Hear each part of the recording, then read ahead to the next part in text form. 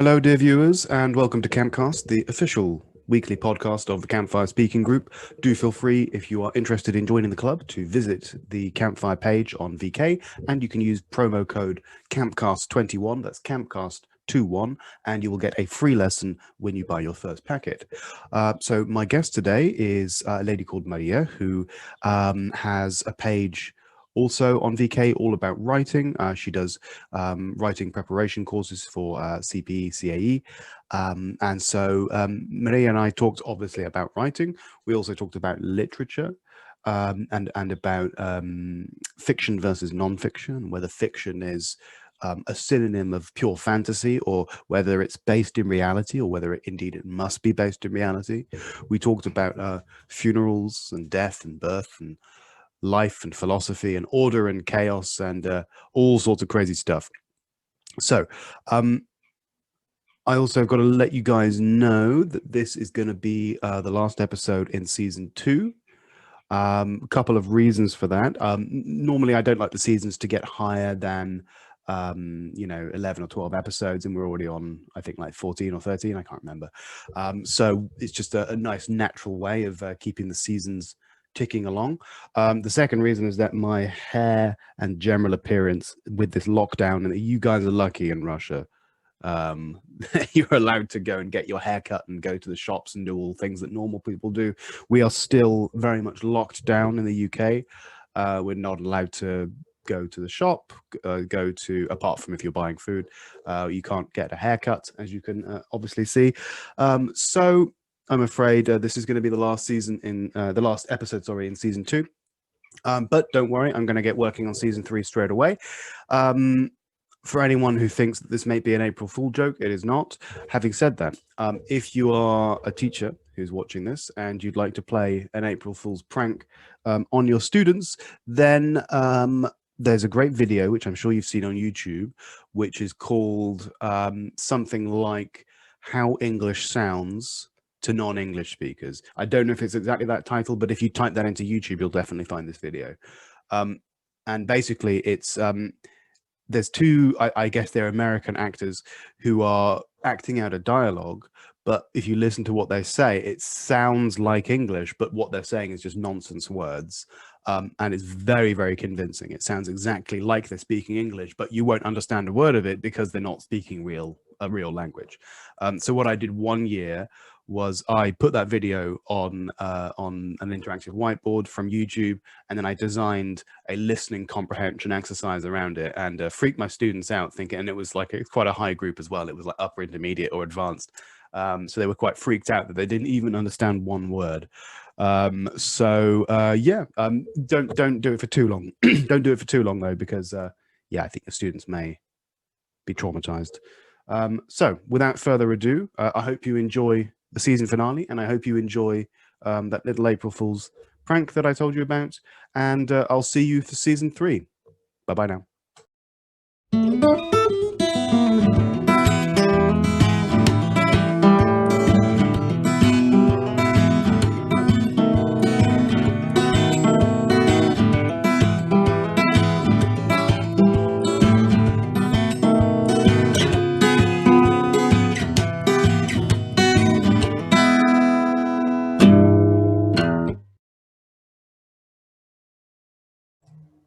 All right, 3, 2, 1, and Maria, hello.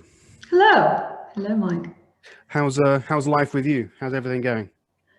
It's perfect. It's wonderful. It's very sunny today here in St. Pete, though it looks more like winter than like spring.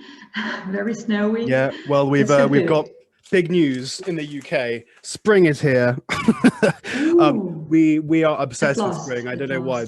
We absolutely love spring, both as a nation, and I suppose this year more than any other. I mean, I don't know about you, but I've been waiting for spring for so long. It feels like an eternity, and I just can't wait for this winter to be gone. I mean, I'm looking out my window now, and it is pretty vernal outside.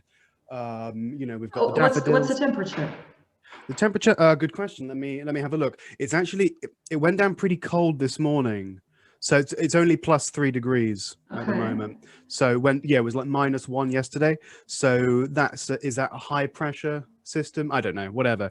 But that's like, in the summer when you get like a really cold morning, and then the afternoon is really warm. I think we're starting to see some of that weather now. But going forward, I don't have to wear a hat outside.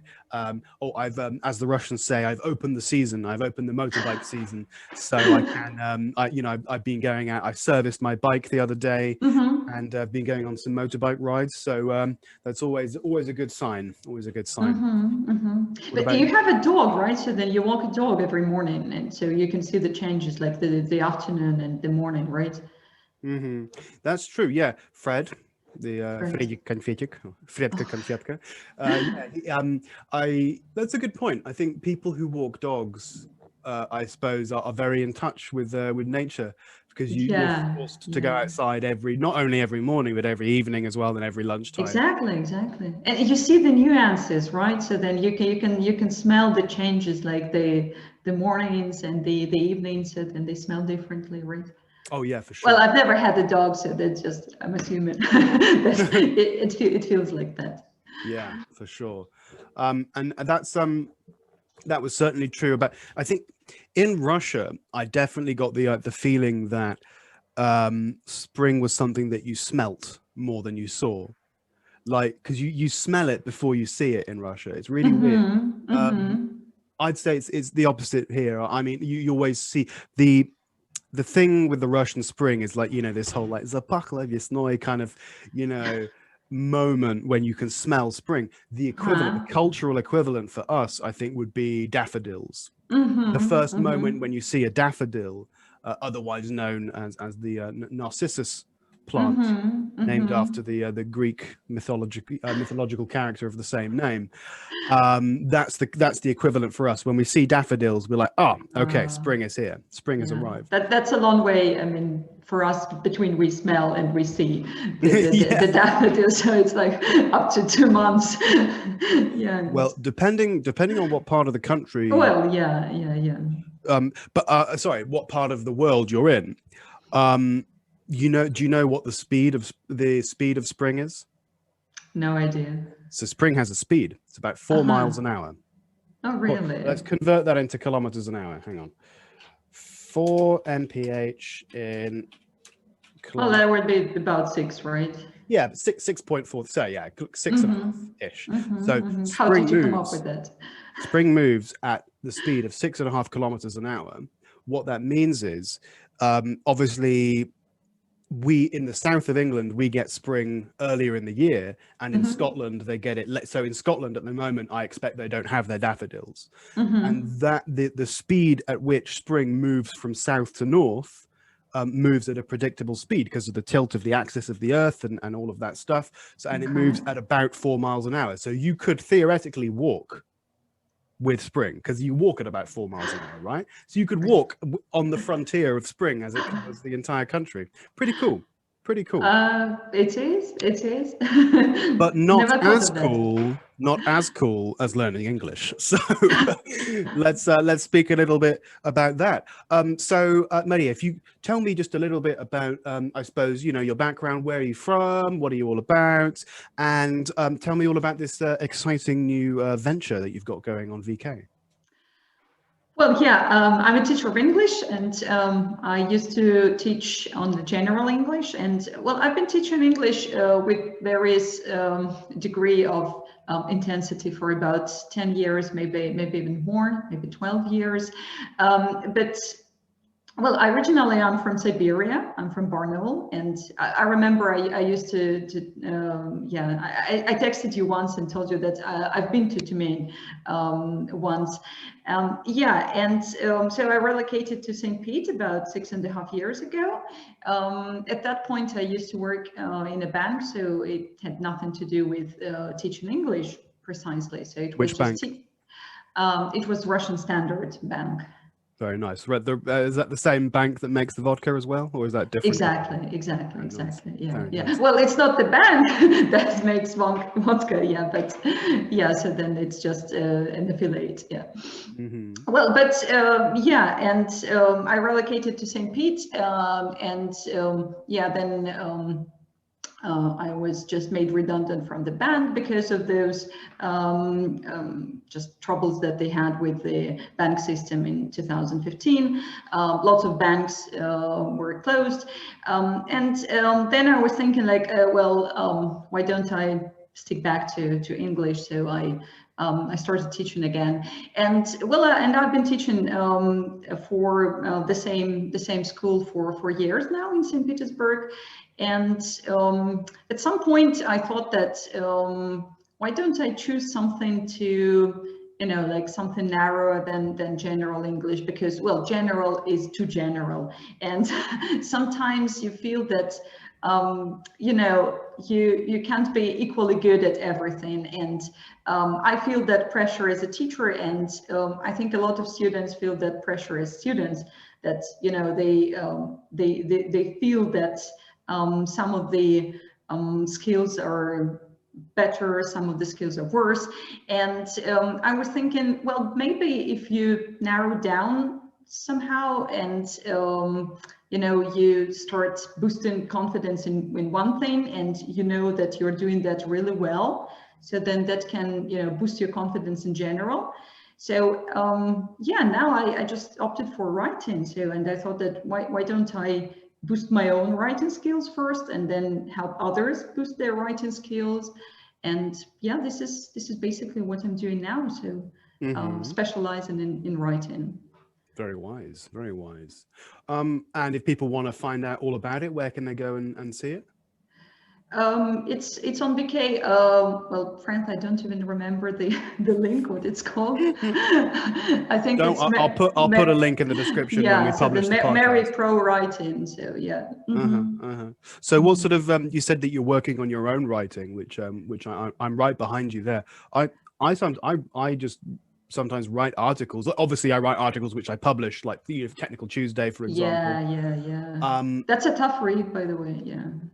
Oh well, yeah. It's not designed to be just a walk in the park. It's exactly. it's technical for a reason.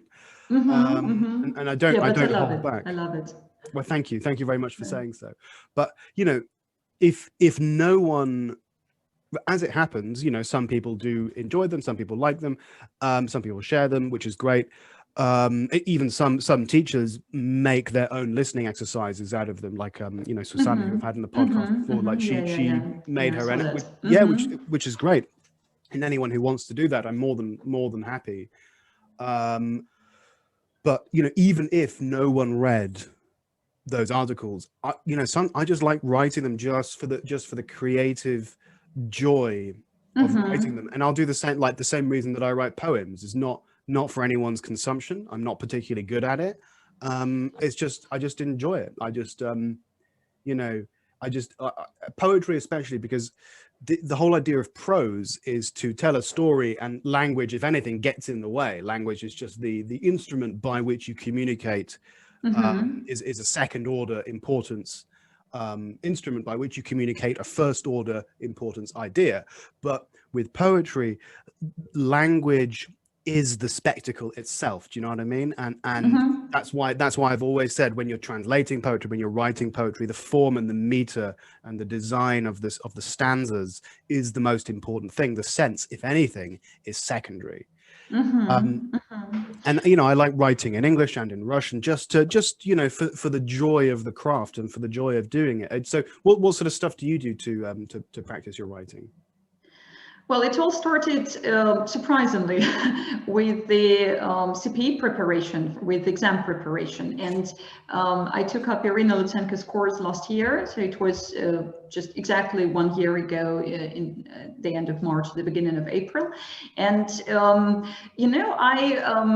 maybe I was just, very arrogant. I don't know, but I was thinking that, well, writing, so then that's just a piece of cake, right? So well, we all know how to do that, yeah. And yeah, you just have an idea and you just write it, yeah. Just you put it into paper, and it turned out to be well, very frustrating, yeah. And I kept failing, and I think one of my first posts in my community was my very first essay that I was you know, you have to keep a lot of focuses, yeah, when you're writing. So when you said, yeah, you have an idea, and then you need to think about the language. But again, if it's the exam preparation, so then there are some sub ideas, yeah, that you have to keep in mind, yeah. And with so many focuses, and at that point I was thinking like, well, if it's the advanced or proficiency course, so then you have to show your proficiency lexis, yeah. And I was doing my best, you know, to stuff the every paragraph with some advanced lexis, and I didn't even notice that every sentence started with "it." Believe it or not, really, like literally every sentence. It shows, it demonstrates, it is, and I was sure that, well, that my essay was brilliant because there was so much lexis in that. And when Irina, well, she didn't say that explicitly, of course, but she kind of, you know, drew my attention to the fact that, can you see that all the structures are the same? And I was like, oh my God, so then there is so much to it. So then I need to think about the structure now. And, you know, keeping all those focuses and struggling with that, yeah, it just, you know, got me thinking that, well, this is really the skill that you need to practice continuously. And well, now after I had got my CPE results, and I had already taken the test, well, I was still continuing, and I'm still doing the writing course now. Not just for the sake of the exam, but for the sake of the skill, for, yeah, and for the joy, the joy of the craft. For the joy of the craft, indeed. Do you prefer writing fiction or non-fiction? Oh, well, it's hard to say. I think nonfiction because, well, again, fiction. What is fiction? So then it's still something based. Well, in my case, it's still something based on my experience. So then even if it's well, okay, you can fictionalize your character. Yeah, you can say that this is not Mary. This is I know, Paula. But you know, it's still where do you derive it from? So you derive it from your own experience. Yeah. So then in this way, I think that fiction and nonfiction at some point, you know, they mean the same. That's very interesting. Yeah, and that gets into you know, the idea of these sorts of, you know, like archetypal stories which have existed for, you know, for example, the, you know, the hero narrative. The, you know, in the case of English folklore, it would be the story of Saint George, who there's a dragon attacking the village, and Saint George gets on his horse and goes and kills the dragon, and he gets the princess, and he gets the gold, and, you know, this, that, and the other, and that's a story which is archetypally true. It's not true because it's the story. It's a priori true.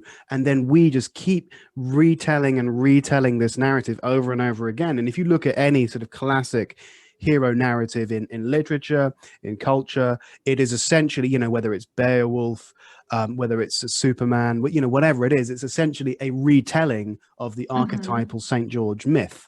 Not that St. George was the first myth.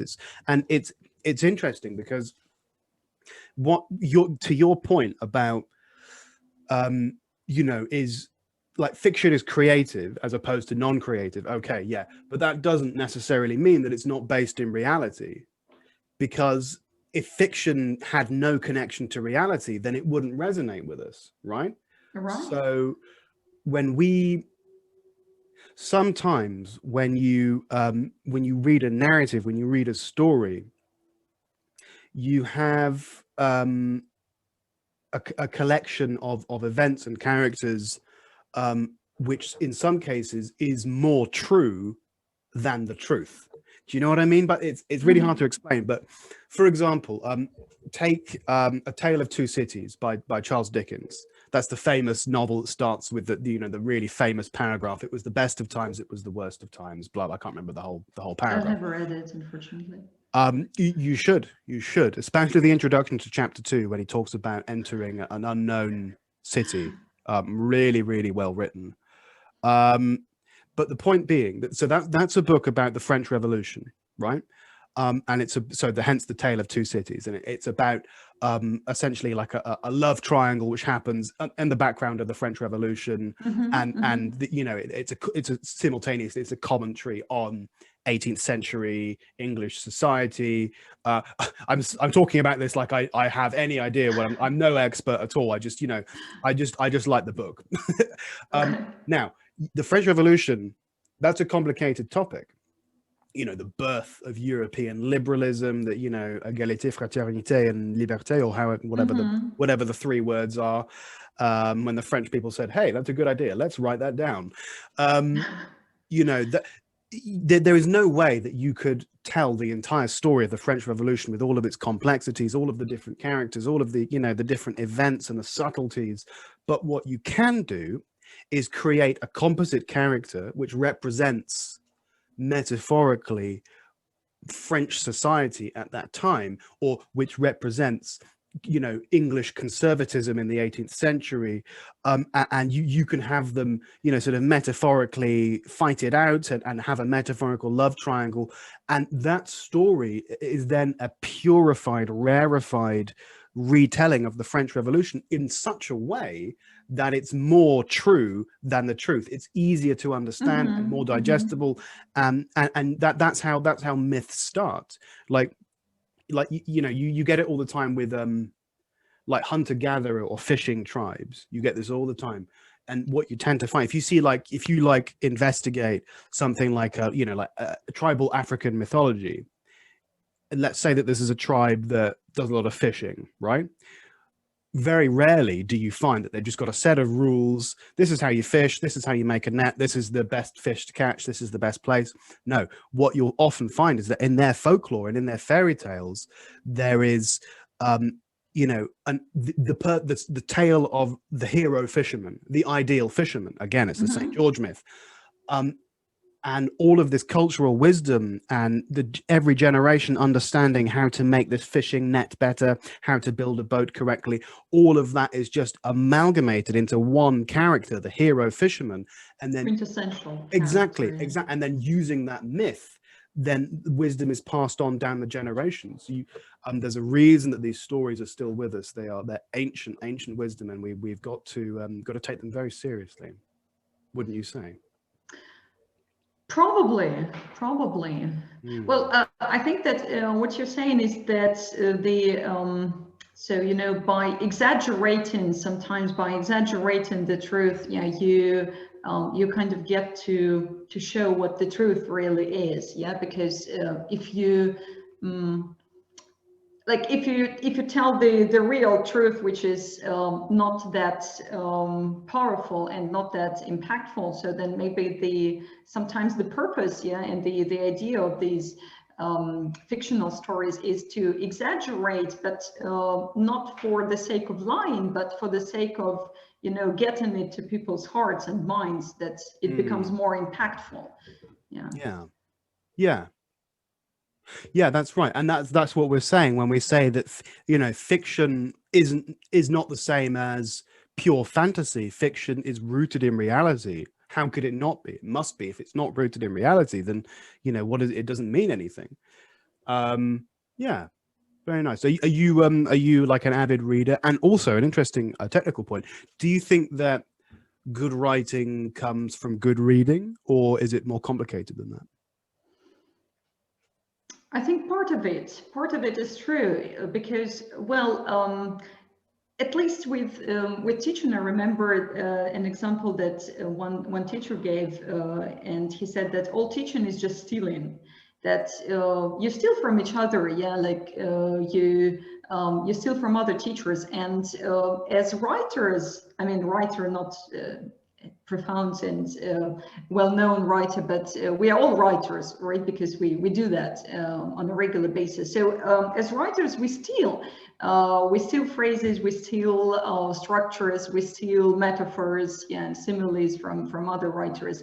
So partially, yes, it comes from reading, because as I remember some of the guests who were here on Campcast, they were complaining that they cannot read for pure joy, because when you're reading, you're constantly underlining that, oh, that's wonderful, oh, how he put that, that's amazing.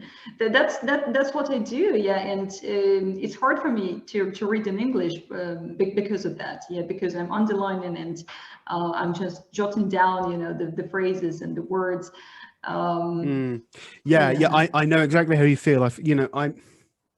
I think the first book that I remember reading in Russian, when I stopped doing that, when I stopped trying to underline stuff, and I just, like, you know when you're watching a film in English, right, or in any foreign language, right. and like if you try, the harder you try to listen, paradoxically, the more difficult it becomes. What you need to do when you're watching a film is just, as of course is to allow the languages to wash over you like a wave, and understand whatever you understand, and anything you don't understand, just let it go. Let it go. What you think that if you try and concentrate on that sentence from 5 seconds ago, oh, that's going to help. No, don't think so.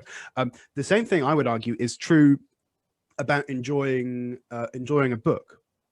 Now, I'm not saying understanding a book, I'm saying enjoying a book. Of course, you need to understand as well. But I remember the first book that I did that with was The Gambler by Dostoevsky. And Dostoevsky's a weird one, because what he wrote was so complex, structurally, philosophically, religiously. People have this idea that, oh, his language must have been very complex. Compared to some other writers of the time, it's not actually that bad. It's not actually that bad. It's not, for example, Chekhov, maybe you disagree with me, but for me, Chekhov was always one of those guys who just, the vocabulary he uses, much more difficult to penetrate for someone who speaks Russian as a foreign language. But for me, I always found Dostoevsky put up a lot less resistance linguistically than some other authors. And especially when, like, even, I've gone blank. What's the guy, the detective novelist, Akunin? Is that the guy? Like, even I found more difficult to read than Dostoevsky, because he's trying deliberately to write in a kind of oldie-woldy 19th century way. Do you know what I mean? And when he's trying to do that, it's like an artificial sort of layer of complexity, which, when you're reading genuine 19th century texts, isn't there.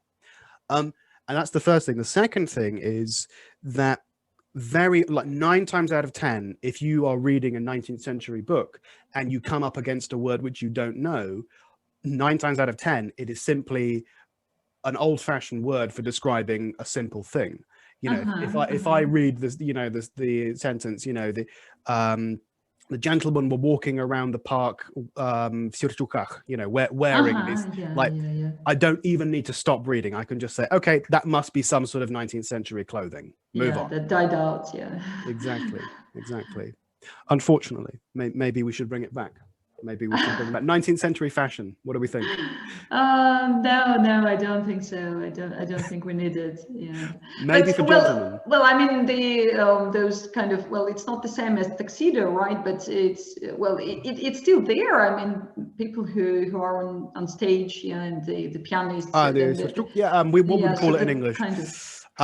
We would call that a morning jacket, I believe, in English. Or a tailcoat, maybe tailcoat. There we go. That's like at a wedding, for example, at a traditional English wedding, the groom would wear a tailcoat. Yeah. God, weddings, that's a thing of the past. I don't remember the last wedding I went to. A couple years ago.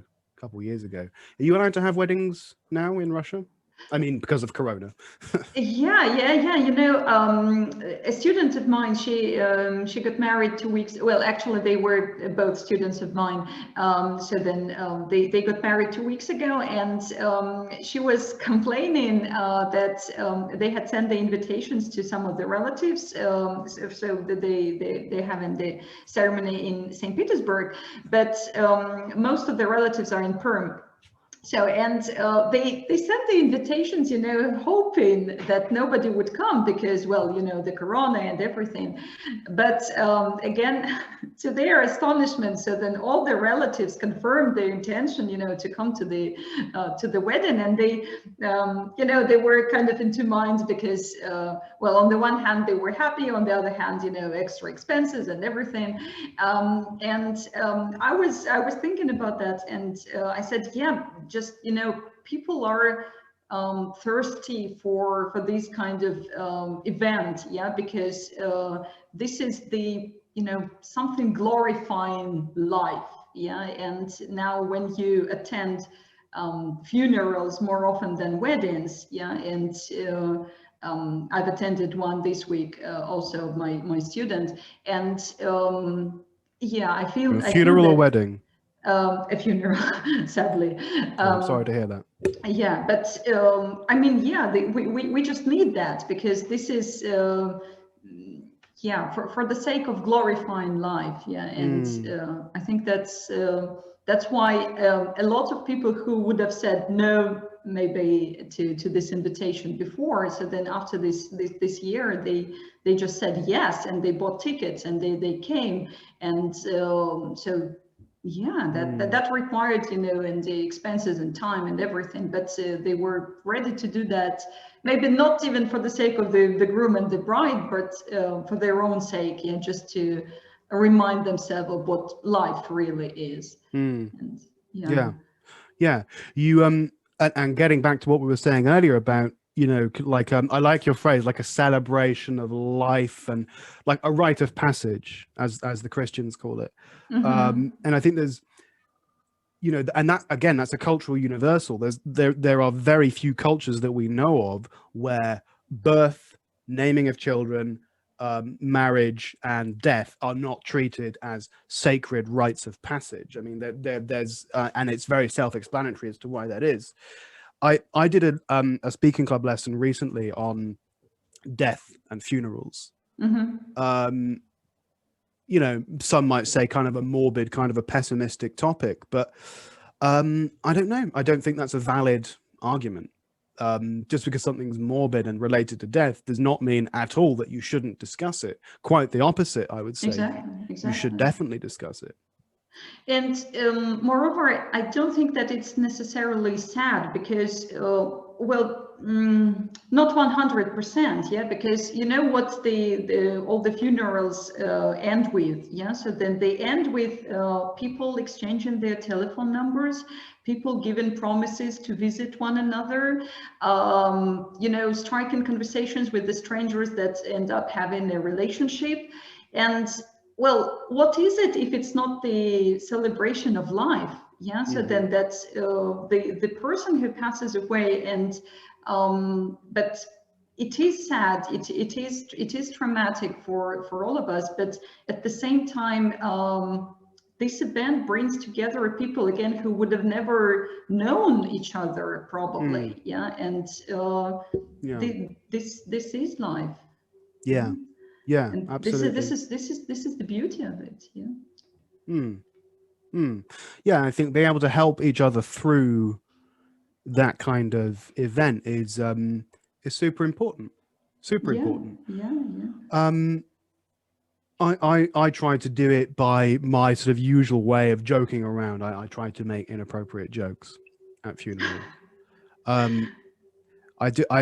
This happened once actually.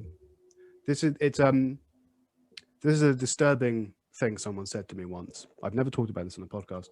So this is when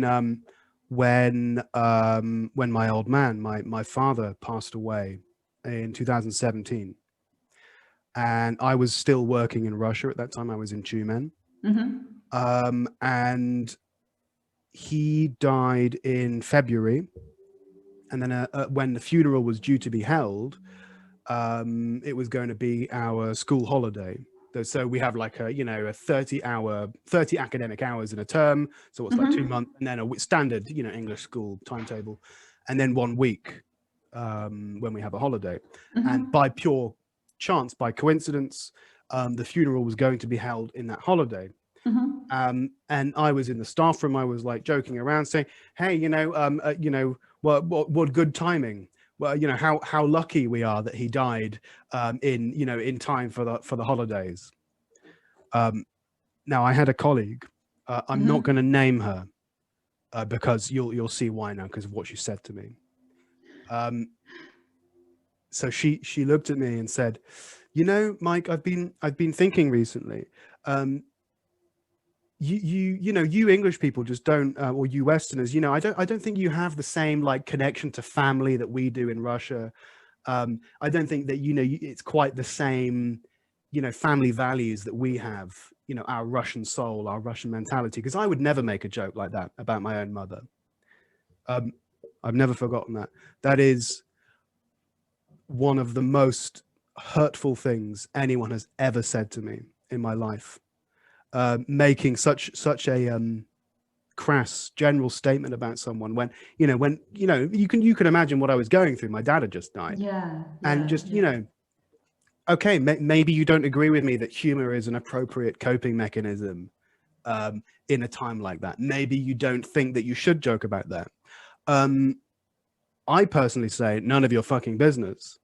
It's my grief, it's my trauma. I'll deal with it how I want. But to make, like, I would never dare say anything, like that about Russians, saying, "Oh, you Russians just don't respect life." All those generalizations, and stereotyping, yeah, horrible. But anyway, speaking about funerals as we did during that speaking class. Now, I'm not a religious guy. I'm an atheist. I have never believed in God, and I don't to this day. I do take an interest in religion in the same way that I take an interest in Greek mythology. I think there's some deep, interesting truths to these stories. It doesn't prove that Jesus was the Son of God, in my humble opinion, but whatever. Now, there are a lot of things that religion gets wrong, in my opinion. I don't need to list them for you. I think we all know. But I would say that funerals is something that religion does a very, very good job of. Religion is very good at it. It's been doing it a long time. The fact that there's a special color you need to wear, there's a certain amount of days that you need to grieve, there's magic words you need to say, and there's a certain, there's motions you go through in ceremonies, and it helps. It helps. Yeah, exactly. And I was thinking about that. And speaking of that student who passed away, I was also thinking about how little we know about each other, because when I asked his colleague who was helping to arrange the funeral, and I asked if anything is going to be held in church or anything, because I knew he was very religious, and she said, "Was he?" Like that's a surprise. And I was thinking, like, we've been having this particular student. So then we were having classes for 3 years. So then I've been teaching in this company. So then that's the corporate classes that I'm doing. And I've been teaching there for 3 years. And you know what English classes are like? Yeah, that it's not just singing songs like with children, but it's talking, and it's talking about some very, very profound things. And I was thinking, like, how come you didn't know the person was religious? Because, well, it threads its way through, every answer, in every topic, and the way the person approaches something or anything. And I was thinking that we know very little. We know very little of each other, and these stages, that we have prescribed, that we have to do this, we have to say this.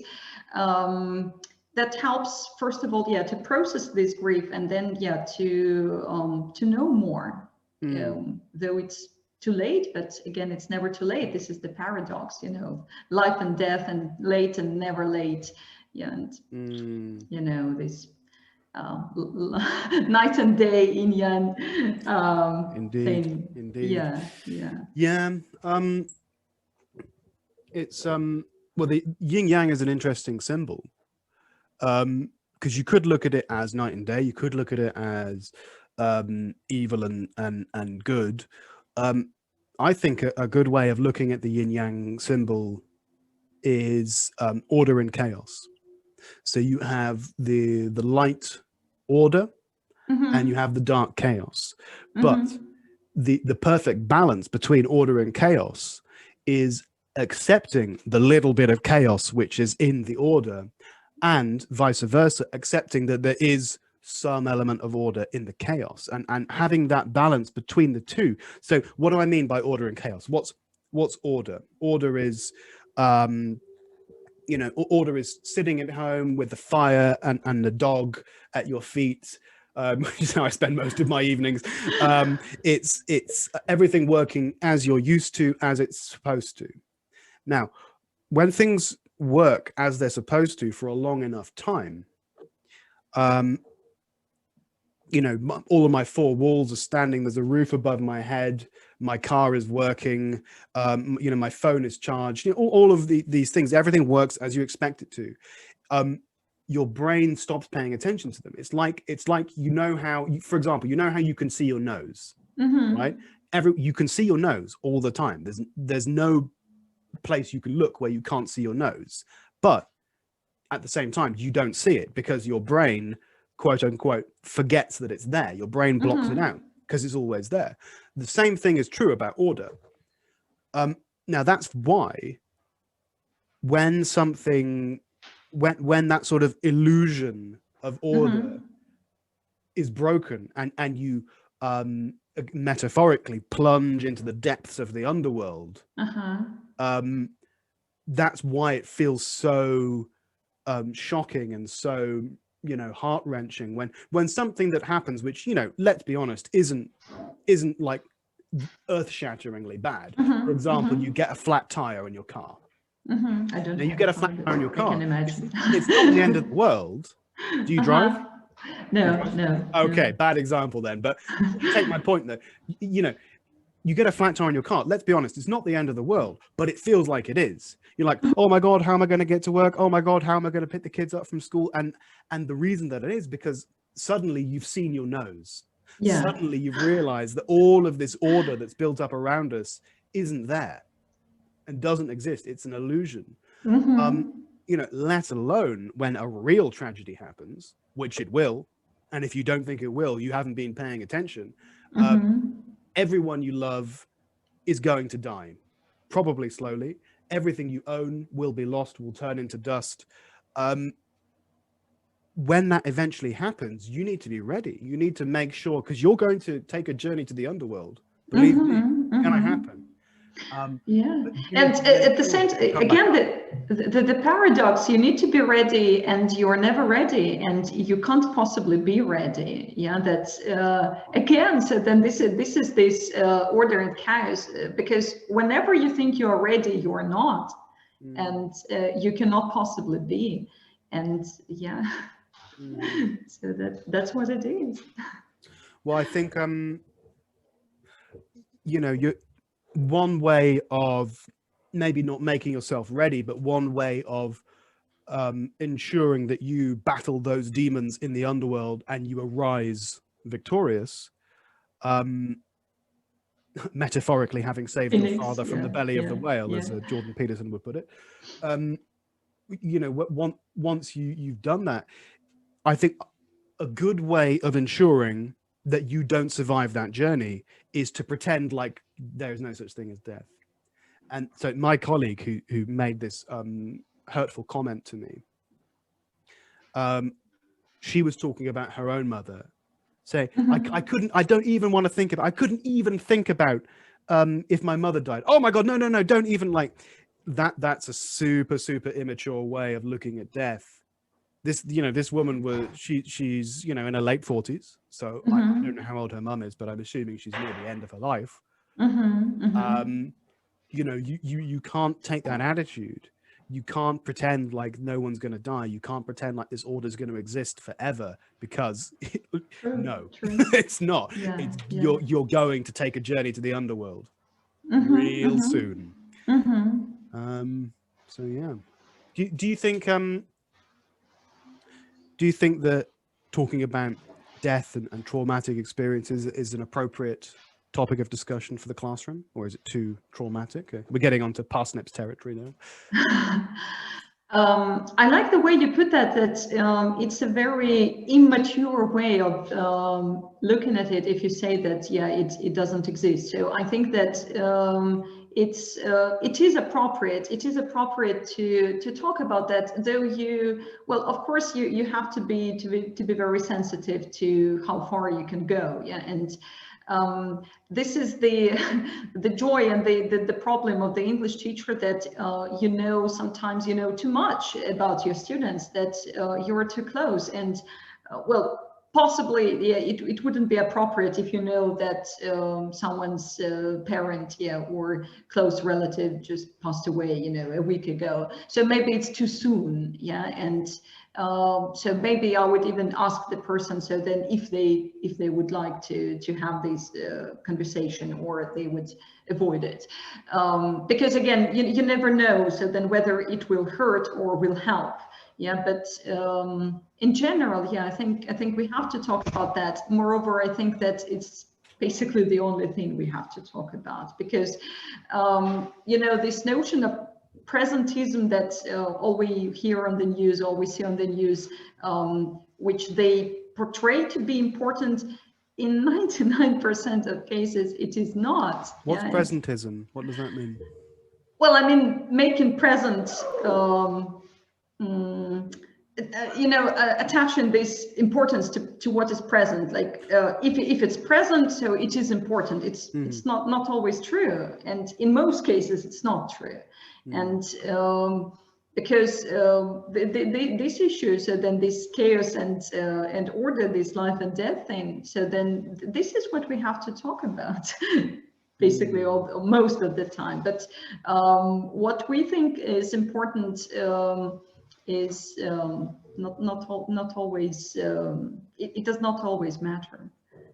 That's very true. There are a lot of things which I think are terribly important, like poetic meter and the Chernobyl disaster, and all of my favorite topics, but no one really cares about them very much. So that's why I made my own English speaking club. You don't like my topics? Go make your own club. Exactly. Yeah. Going back to what you said earlier about sometimes we know our students too well, well, not too well, but we know them. I have a closer personal connection to some of my students than I do to a lot of my friends. That's no joke. And I'm not necessarily saying the two categories are mutually exclusive. I consider many of my students to be my dear friends. So I don't mean that at all. But so my speaking clubs last for 2 hours with a 10-minute coffee break, but let's call it 2 hours. And there are 2 classes a week. Some students come to every class without fail. So there are 52 weeks in a year. I took about 2-week holiday for Christmas. So let's call it 50 weeks. There's 50 study weeks in a year, multiplied by 4 hours. That's 200 hours. 200 hours a year that I've spent with some of my students discussing deep philosophical questions. Sometimes not, sometimes talking about nonsense, and sometimes joking, and as I always say, gathering around the campfire. That's why I called the club Campfire. I don't know where I'd be without that. It's extremely important to me, and I would argue important to everyone. Basic human connection, speaking, conversations, deep human connection. And I was thinking about that all this week, of course, because I was comparing that and comparing the relationship that I have with my students with those that I have with my friends, and I don't mean to offend anyone, but you know, really, most of the time we spend with friends, it's just, you know, chatting about nothing. You know, well, you know, yeah, you're catching up on the usual stuff, and you tell some jokes, and you know, just goof around. But yeah, I mean, the important stuff. So then the stuff that we've just touched on, it's not always there, and not in every conversation. Again, something really traumatic, something really impactful has to happen to bring this up. Yeah, but in our classes, yeah, we get to such topics. Well, not life and death necessarily, but you know, religion, political system, friendship, again, and breakups, yeah, and the importance of diet, the importance of, you know, looking after your health. That's always there. Yeah, every lesson is, yeah, dedicated to something very profound. Yeah, and if you multiply that, and you have 200, you know, hours of, well, not 200 again, but at least part of it, yeah, dedicated to something very, very important. So, and how many how many hours have you spent with your friends talking about that? Very true, very true, especially at the moment when I can't meet up with my friends. Not allowed, even outside. Oh Yeah, this we're gonna have a civil war soon if this lockdown doesn't end. But the advantage of having a dog again, yeah, so then that's you have to go outside. Well, and the advantage of living not in a town, not that I would want to live in a town anyway, but yeah, that I just go out whenever I want. I don't pay attention to these rules. I lived in Russia too long. Yeah. But yeah, Bordia has come out and said that I think in June the lockdown's going to end. So it's going to be like step by step. So like tomorrow schools are going to open again, which is good for me because I work with schools. You know, and then a couple of weeks after that, there's going to be outside pubs and non-essential shops, and then just, you know, different stuff like bowling alleys and God knows what. And then the last stage is nightclubs can open, which I'm not a fan of. So, you know, go ahead and go and get corona and whatever, I don't know, chlamydia or whatever you get in a nightclub, and then all legal restrictions hopefully should end in June. Okay. But yes, we will see. We will see. I don't know. I think in Russia, like they did like a kind of a lockdown, kind of sort of lockdown. But yeah, I mean, I think even the Russian government understood that, you know, Russians, they just wouldn't do it. They just won't do it. It's not going to happen. Don't even try. Yeah. Well, it worked for, I think, for the first week. Yeah. So then when, the majority of people, they were really scared. Yeah. And so the first week, I think that was true. You know, maybe you've seen those pictures of, you know, empty streets and empty squares, like the Red Square, you know, with no people at all. Yeah. And well, I think it did work, but yeah. But again, you cannot be scared for too long. Yeah. And this is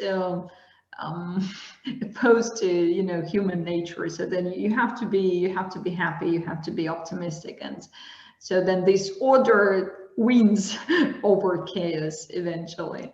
Yeah. Here. Yes, absolutely. Well, that's very nice. Very nice. I completely agree. It reminds me of the empty streets. That reminds me, actually, talking about my dad again. That's when he came to visit me once when I was living in St. Petersburg as a student. And we went one day, we got the train overnight and we went to visit Moscow. And that was that, you remember when would this have been? 2012? When Putin got elected, which I don't know, what was that, the third time, fourth time, seventh time? I don't know. No one knows. Yeah, I know, whichever time it was. So he'd just been elected and his inauguration was due to take place. And I don't know if you remember in 2011, but there was, you know, similar to what we've seen recently because of all of the Navalny unpleasantness. There were lots of, you know, pro-democracy protests in 2011, 2012. And when we were in Moscow, by a stroke of bad luck, this was in May when Putin was going through his inauguration in the Kremlin. And so, what else is there to do in Moscow apart from, go and see the Red Square? That's like the main thing that you want to go and see. Right. And there was this the huge impenetrable ring of Amon around the Red Square. And so I just went up to them. They weren't like being threatening or anything. They were just, perfectly, just standing there perfectly peacefully. And I went up to them and said, "Excuse me, officer, do you know when the Red Square is going to be open?" And he just looked at me and said, "No, never."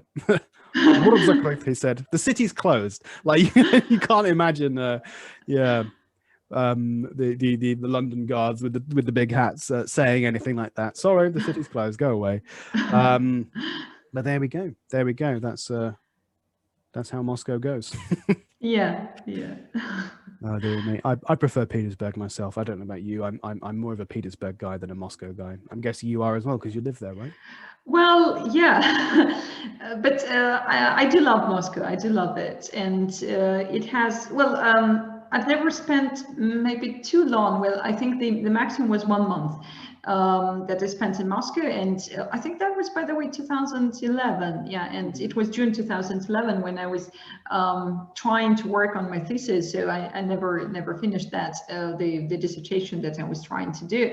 But anyway, I spent a month going to different libraries and reading up and copying and trying to find some inspiration to finish the work that I started. But I loved this month in Moscow, and I have very warm memories. And Moscow's great. It's different, but but in its own way, it's very charming. Sure. Yeah, no, Moscow's great. Don't get me wrong, but it suffers from the same downfalls that any capital city or any big metropolis does. Mainly the people. Love the city, hate the people. That's what I say. I don't want to offend any Moscow people listening.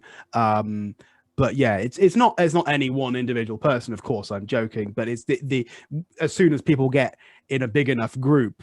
That's George Carlin, the famous stand-up, had a line about that. Said, "I love people. I love individual people. Anytime people get into groups of about 3 or more, though, no thanks." And that's so true. Like that, when you get like these big crowds of people all the time, it just becomes so impersonal. And it's not for me. As of course I'm not a fan of cities in general. I'm much more of a country guy. So. Speaking of which, I'm going to go take my dog for a walk around the lovely open fields of the Cotswolds in just a minute. So we've been going for about an hour, as it happens. So why don't we wrap it up? And once again, you don't know what the name of the group is, but we will know by the time we publish this podcast. So I'll put a little link in there, and if people want to work on their writing, then by all means go and check out Maria's page, because she's got some stuff being planned right now. Okay. Thanks very much for coming on the show then, Maria. Thank you. Hope to see you again soon. Thank you so much. Okay. Yeah. Thank you. Have a good day. You too. Bye-bye now.